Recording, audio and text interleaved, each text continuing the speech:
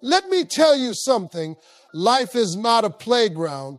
It's a battlefield. And on this battlefield, there are moments where you've got to learn to shut down your emotions and let your logic, faith, and focus guide you. It's not about being cold-hearted. It's about being clear-headed. Emotions can deceive you. One moment you feel like you're on top of the world. The next you're in the depths of despair. But here's the reality: your emotions don't define the truth. They're just temporary reactions to your environment, your fears, or even your hopes. You can't build a life on something as fleeting as feelings. When you let emotions dictate your actions, you risk making choices that don't align with your purpose. You might give up too soon or hold on too long. The highs and lows will steer you off course if you don't keep them in check. That's why it's crucial to separate what you feel from what you know. Feelings like doubt or fear can paralyze you, making even the simplest decisions feel impossible. But doubt isn't a fact. It's an emotional reaction to uncertainty. Fear. It's often an exaggerated story your mind tells you. Step back and ask yourself, what's the truth in this moment? Stick to the facts. You've got to train your mind to override your heart when the stakes are high. This doesn't mean you ignore your feelings completely. It means you don't let them take the wheel. Acknowledge them. Understand them, but don't follow them blindly. Logic will take you further than emotions ever can. Think about the times you've made emotional decisions. Maybe you quit a job because you felt unappreciated, only to regret it later. Or maybe you lashed out at someone you cared about because anger got the best of you. In hindsight, emotions didn't serve you, clarity did. Learning to navigate through emotions takes discipline. It's about catching yourself in the moment and saying, this isn't permanent. This isn't who I am. This is just how I feel right now. The moment you can separate yourself from the emotion, you start to regain control. Remember, emotions are a response, not a roadmap. They're like the wind, unpredictable, sometimes strong, but always temporary. You can't let a gust of wind decide where you're headed. Anchor yourself in truth, in facts, and the bigger picture of your life. Reacting is easy. It's what most people do, but thinking, that takes effort, discipline, and presence of mind. When you're caught up in emotions, your instinct is to react. Someone says something disrespectful, and you fire back. You hit a roadblock in life, and you start to panic. Reacting feels natural, but it rarely solves anything. The first step in thinking instead of reacting is to pause. Yes, pause. In the middle of chaos, frustration, or even anger, stop for a moment. That pause is where your power lies. It's in that brief moment of stillness where you can decide what happens next. Without that pause, emotions will run the show. When you pause, you give yourself space to assess the situation. Ask yourself, what's going on here? Is this as bad as it seems, or am I letting my emotions exaggerate the problem? 9 times out of 10, the situation isn't as dire as it feels. That moment of clarity can save you from making a poor decision. Thinking also requires understanding the consequences of your actions. Every decision you make has a ripple effect. When you react emotionally, you're not thinking about those ripples. You're only focused on the immediate moment. But when you think, you see the bigger picture. You consider how your actions today will impact your tomorrow. Thinking doesn't mean overthinking. Overthinking is when you let fear and doubt paralyze you. True thinking is about assessing the facts, weighing your options, and making a decision with confidence. It's about being deliberate, not doubtful. The hardest part of thinking is overriding the urge to react. It takes practice. You have to catch yourself every time you feel that surge of anger, frustration, or even excitement. You have to remind yourself that reacting might feel good in the moment, but it rarely leads to lasting results. When you train yourself to think instead of react, you start to move differently in life. You make smarter decisions. You stay calm under pressure. And most importantly, you take control of your future instead of letting your emotions dictate it. Your peace is your power. It's what keeps you grounded, focused, and moving forward. But here's the thing, peace isn't something that just happens. Something you have to protect. Life will throw distractions, drama, and negativity your way. And if you're not careful, they'll steal your peace before you even realize it. The first step to protecting your peace is to recognize what disrupts it. Is it certain people? Certain situations. Maybe it's your habits like overthinking or procrastination. Whatever it is, identify it. You can't protect your peace if you don't know what's threatening it. Once you've identified the threats, you have to set boundaries. And setting boundaries isn't about being rude or dismissive. It's about being intentional. If certain people always bring negativity into your life, limit your time with them. If certain habits drain your energy, replace them with better ones. Protecting your peace also means controlling your reactions. Not every situation deserves your energy. Not every argument needs a response. Sometimes the best way to protect your peace is to walk away. Walking away doesn't mean you're weak. It means you're wise. Another way to protect your peace is to focus on what you can control. So much of our stress comes from trying to control things that are out of our hands. The truth is, you can't control other people, but you can control how you respond to them. You can't control every situation, but you can control your mindset. Protecting your peace is a daily practice. It's about making choices that align with your values and your goals. It's about saying no to what doesn't serve you and yes to what uplifts you. It's not always easy, but it's always worth it. When you protect your peace, you protect your ability to grow, to succeed, and to thrive. Peace isn't just a feeling, it's a foundation. And when your foundation is strong, there's nothing you can't build on top of it. Negotiation is a game of strategy, not emotion. When you walk into a negotiation with your feelings on your sleeve, you've already given up your advantage. Whether it's a business deal, a personal conversation, or even a life decision, emotions cloud your judgment. You can't see the facts clearly when you're wrapped up in how you feel. The first mistake people make in negotiations is letting emotions make them impatient. You feel uncomfortable silence, so you rush to fill it. You're scared of losing the opportunity, so you agree to less than what you deserve. Emotions will always push you to settle instead of standing firm. Another way emotions weaken you is by making you take things personally. You hear no and it stings. You see someone push back, and you take it as a challenge to your worth. But negotiation isn't about personal feelings, it's about value, leverage, and timing.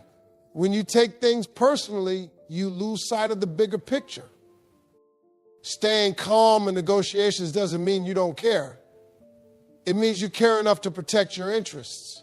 You listen more, you observe more, and you speak only when it strengthens your position. Control the pace of the conversation, and you control the outcome.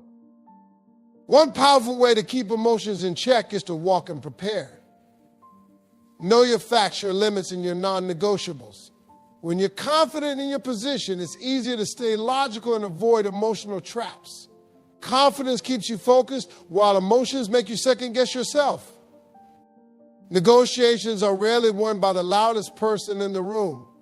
They're won by the one who stays composed, who doesn't flinch under pressure, and who knows when to hold their ground.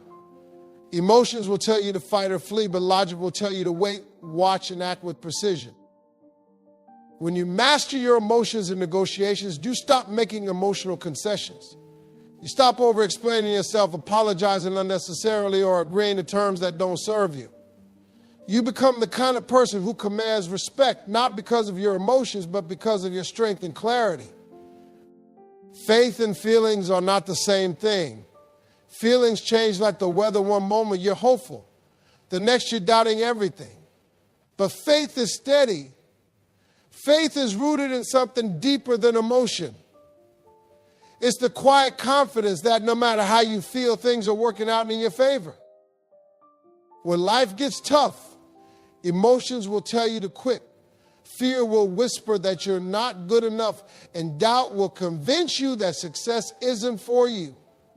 But faith reminds you that you don't have to see the whole staircase to take the next step. It's about trusting the process, even when your emotions are screaming otherwise. Faith gives you clarity that emotions never can. Emotions make you focus on what's wrong, what's missing, or what's broken. But faith shifts your focus to what's possible, what's ahead, and what's already within you. Faith quiets the noise and keeps you moving forward, even in uncertainty. Choosing faith over feelings isn't easy. It means walking away from the comfort of what you know and stepping into the unknown.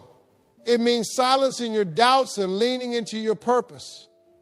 Your emotions might tell you to play it safe, but faith pushes you to take risks and believe in something bigger. Faith doesn't mean you won't feel fear, doubt, or frustration. It means you don't let those feelings control your actions. You acknowledge them, but you don't let them stop you. Faith is what keeps you grounded when everything around you feels unstable. The beauty of faith is that it grows stronger the more you use it. Every time you choose faith over feelings, you build resilience. You prove to yourself that you're capable of more than you imagined. And with every step of faith, you get closer to the life you're meant to live. When you operate from faith instead of feelings, you stop being reactive. You stop making choices that align with your purpose, not your fears. You begin to move with intention, focus, and confidence, no matter what emotions try to throw you off course. Anger is one of the most destructive emotions you can hold on to. It burns hot and fast, and if you're not careful, it will leave you standing in the ashes of relationships, opportunities, and progress. Anger feels powerful at the moment, but it often leaves you powerless in the long run. The first step to controlling your anger is to recognize it before it takes over. Anger doesn't just appear out of nowhere. It builds. It starts as irritation, grows into frustration, and then erupts if you don't address it. Pay attention to the early signs and take steps to calm yourself before it spirals out of control. One of the biggest lies anger tells you is that it's justified. It convinces you that you have the right to lash out, to blame, or to destroy. But ask yourself, what will acting on this anger achieve? Most of the time, it doesn't solve the problem. It just creates more chaos. Another way anger controls you is by making you react without thinking. Someone pushes your buttons and you snap. Something doesn't go your way, and you explode. But every time you react out of anger, you give away your power. The person who stays calm in the face of provocation is always the one in control. To control your anger, you have to learn to step back. When you feel that heat rising, remove yourself from the situation, even if it's just for a few minutes. Take a walk, breathe deeply, or write down how you're feeling. That space can make the difference between reacting emotionally and responding wisely. Anger is often a mask for deeper emotions, hurt, fear, or frustration. Instead of letting anger take over, dig deeper. Ask yourself, what's going on here? Understanding the root of your anger can help you address the real issue instead of letting your emotions lead you astray. Controlling your anger doesn't mean suppressing it. It means channeling it into something productive. Use that energy to fuel your focus, your discipline, and your growth. When you master your anger, it stops being a weakness and becomes a tool you can use to push yourself forward. Apologizing for how you feel puts others in control of your emotions. When you say, I'm sorry for feeling tired, frustrated, or overwhelmed, you're permitting people to judge you. You're essentially telling them their approval matters more than your truth. That's not strength, that's emotional submission. Your feelings are valid, but they shouldn't define who you are. There will be days when you don't feel 100%, and that's okay. You don't need to explain or defend yourself for having off moment. Strength is not about being unshakable. It's about knowing when to acknowledge your limits and move forward regardless. When you apologize for feeling less, you teach people how to treat you. You teach them that your emotions are a problem and that they have the right to expect you to suppress your truth for their comfort. Stop saying sorry for being human. Start demanding the respect your honesty deserves. It's time to flip the script. Instead of apologizing for your emotions, own them. Say, yes, I'm frustrated, but I'm handling it, or I'm not in my best right now, but I'm working through it. Confidence in your emotions shows others that you're in control, even when you're vulnerable. Emotions aren't weaknesses, they're signals. Feeling less motivated, that's your body telling you to recharge. Feeling frustrated, that's a sign something needs to change. Feeling unsure, that's your mind challenging you to grow. Instead of apologizing for these signals, listen to them and take action. There's a difference between acknowledging your emotions and letting them rule you. Acknowledging them says, I see you, but I'm still in charge. Letting them rule you says, I'm at the mercy of how I feel. Strength comes from knowing the difference and choosing power over pity. Every time you refuse to apologize for feeling less, you take back your power. You stand tall even in moments of doubt. You remind yourself and others that emotions are part of the journey, not the definition of your destination. The world doesn't need you to be perfect. It needs you to be real. Emotions feel permanent in the moment, but they're fleeting. They come and go like waves, rising and falling depending on the situation. When you're angry, it feels like it lasts forever. When you're sad, it feels like you'll never be happy again. But the truth is, emotions are temporary. They only have as much power as you give them. Think back to a time when you were upset about something. It felt all-consuming in the moment, didn't it? But where's that feeling now? Chances are it's gone. You moved on, life continued, and that emotion faded. This is proof that emotions don't have the final say, your actions do.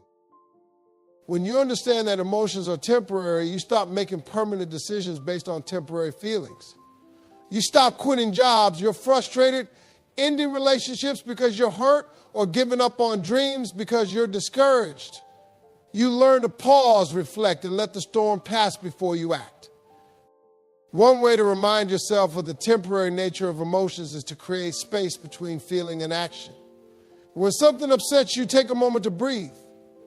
Count to 10, step away, or even sleep on it. This space allows the intensity of the emotion to subside, giving you the clarity to respond wisely. Your power lies in how you choose to ride the emotional waves.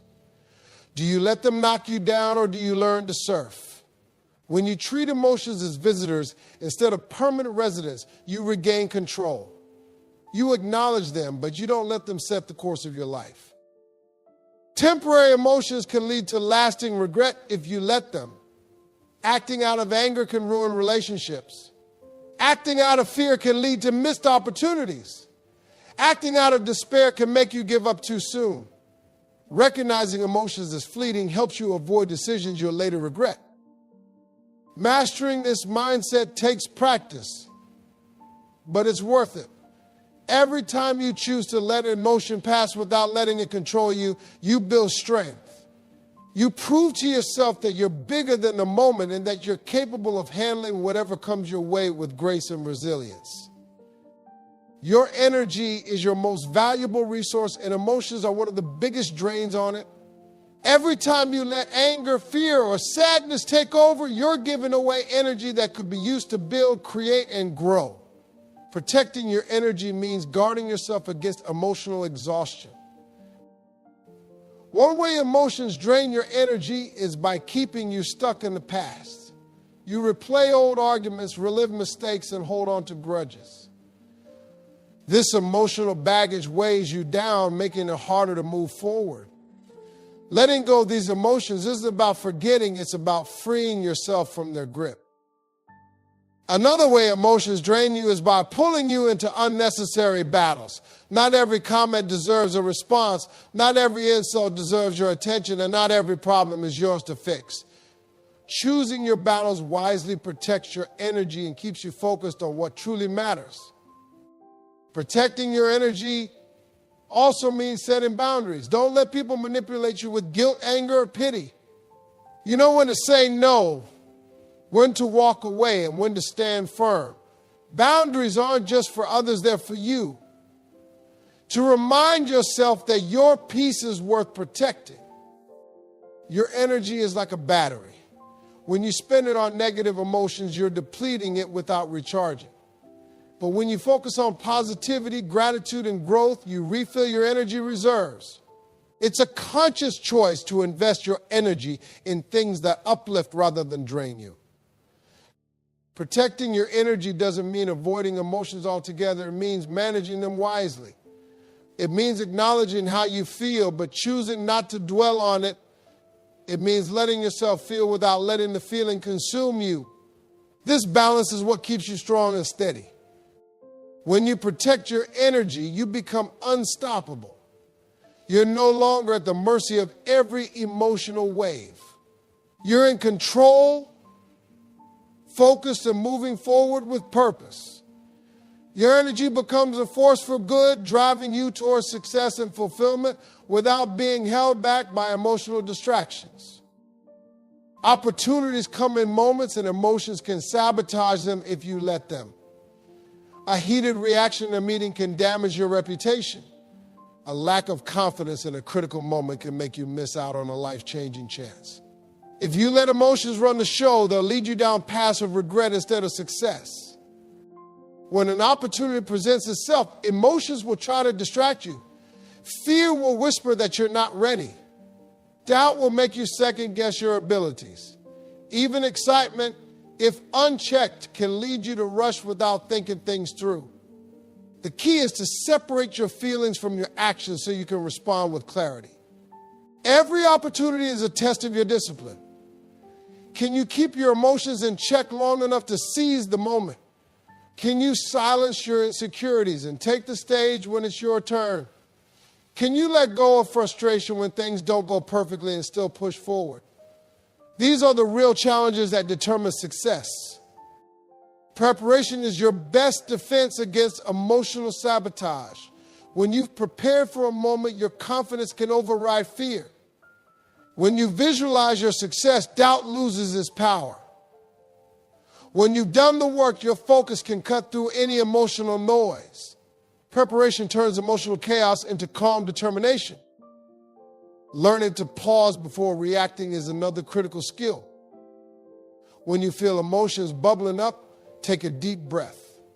Ask yourself, is this feeling helping or hurting me right now? This pause can be the difference between an impulsive mistake and a calculated success. It's a small action that can have massive consequences. Opportunities don't wait for you to feel ready. They come whether you're nervous, scared, or unsure. The people who succeed aren't the ones who have no emotions, they're the ones who act despite them. They understand that emotions are temporary, but missed opportunities can last forever. The more you train yourself to manage your emotions, the more opportunities you'll be ready to grab. It's not about being fearless. It's about being focused. It's not about ignoring how you feel. It's about not letting those feelings dictate your actions. This is how you turn potential into achievement, one opportunity at a time. Detaching from your emotions isn't about becoming cold or unfeeling. It's about separating yourself from the chaos of how you feel so you can see the bigger picture. Emotional detachment is a skill that allows you to stay calm, think clearly, and make decisions based on logic, not impulse. Detachment starts with recognizing that emotions are not facts. Just because you feel like you failed doesn't mean you have. Just because you feel hurt doesn't mean someone intentionally tried to harm you. When you detach, you question your emotions instead of blindly following them. One way to practice detachment is to take a step back when emotions hit hard. Imagine you're an observer watching yourself from the outside. What advice would you give to someone in your situation? This perspective helps you see your emotions for what they are. Temporary reactions, not permanent truths. Detachment doesn't mean ignoring your emotions. It means not being controlled by them. You can acknowledge that you're angry without lashing out. You can admit that you're scared without running away. This balance of awareness and control is what makes detachment a powerful tool. Another way to strengthen detachment is through mindfulness. When you focus on the present moment, emotions lose their grip. You stop replaying the past or worrying about the future and instead deal with what's right in front of you. This clarity allows you to act with intention rather than reaction. Emotional detachment also protects your relationships. Instead of jumping to conclusions or reacting defensively, you give others the benefit of the doubt. You listen, you ask questions, and you respond thoughtfully. This approach builds trust and understanding instead of conflict and division. Mastering detachment takes practice, but the results are worth it. You become less reactive, more resilient, and better equipped to handle life's challenges. You don't suppress your emotions, you rise above them. This is what it means to take control of your inner world and live with purpose. Emotions can either hold you back or push you forward. It all depends on how you use them. Anger can make you bitter, or it can drive you to prove people wrong. Fear can paralyze you, or it can motivate you to prepare. Even sadness can inspire you to create something beautiful out of pain. The choice is always yours. Turning emotions into fuel starts with reframing them. Instead of seeing anger as a problem, see it as energy. Instead of viewing fear as a weakness, see it as a challenge to overcome. This shift in perspective transforms emotions from obstacles into opportunities for growth. When you feel a strong emotion, ask yourself, how can I use this? If you're angry, channel that energy into your work. If you're scared, use that fear to plan and prepare. If you're heartbroken, pour that pain into a project or goal. Emotions are powerful. Don't waste them by letting them weigh you down. Using emotions as fuel doesn't mean ignoring the pain they bring. It means transforming that pain into purpose. Think of every setback, every heartbreak, every disappointment as raw material. You can let it pile up and bury you, or you can use it to build something extraordinary. This mindset turns adversity into an advantage. When life knocks you down, you don't stay there. You get back up stronger, wiser, and more determined. Your emotions become part of your story, but they don't define it. You write the ending.